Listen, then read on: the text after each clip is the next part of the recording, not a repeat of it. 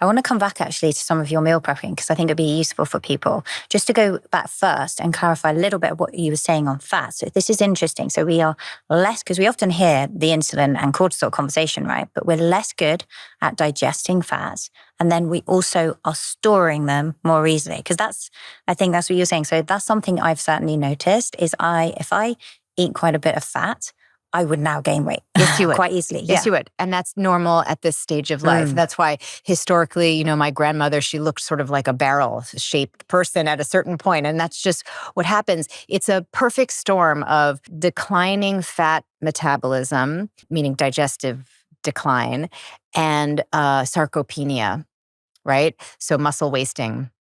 So you don't have a place for, glucose to go. Right? Glucose can only go in one of two places in the body. It can go into your muscles or it can go into your adipose tissue. So if it's not going into your muscles, it's going, more. So everything you eat in midlife, right? The carbohydrates, if you're not building muscle, will turn into fat. And fat, since you can't break it down, will also add to fat growth, adipose tissue growth. So it's like a double whammy. You're getting it from both sides. And you really have to biohack that, right? By lifting heavy weights, progressive overload lifting, right? You can't just go and lift your 5-pound dumbbells 100 times to a fun dance song and think that's going to do anything. It did in your 20s and 30s. It was fine then. It worked okay. Even though, Angela, if I could go back in time and tell myself one thing. Would you lift heavier then? I would start lifting at 18. Yeah. Absolutely. And I will be having my daughters, they'll be doing body weight. Like right now, my 11-year-old, 10 and almost 11, she does pull-ups on a pull-up bar at home. She does squats, push-ups, those 3 things. And like monkey bar, like crawling across the monkey bars, hanging outside in our yard. So body weight lifting, she's quite strong. And I'm like, and I tell her why I want her to do this. I'm like, we're building your muscle memory now so that you have it forever. Because the muscle gains and the muscle memory you make in your teen years, you have for life. So if I could go back and tell my teen self something, it would be to lift, seriously lift. My daughter does it with gymnastics. And she does hours of gymnastics. What I notice as well is keeping girls in sport is the best way to keep them out of the kind of skinny conversation that we grew up, We need to be strong, nourished, and feminine. Yes. Okay. And strong means, you're working with your body, you're taking some supplements. Nourished is you're eating. Let's not be afraid of food. If you're confused, yes, you would be confused. I mean, God knows the media tells you this day, do this, the next day, though, this is better. There's a fad diet every other month. And we have come to be confused about food and afraid of food, honestly. We really have.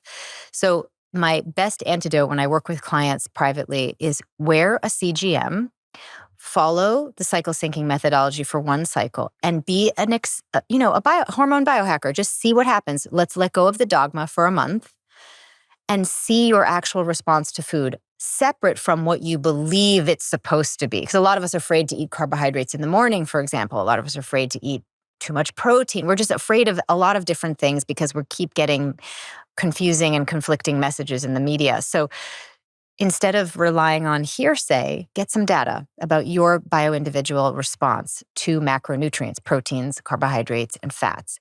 And then from there, you have your game plan. You know what you can eat, what you can tolerate, and how often you need to eat to keep yourself stable. It's much more often than women have been told because everybody's telling you not to eat. Don't eat fast. But really, where I see the sweet spot for women is about every 3 hours, you need some form of replenishment because you've burned through all your usable glucose stores and your blood sugar is dropping. Hypoglycemia is just as impactful on progesterone production long-term. It's a form of stress.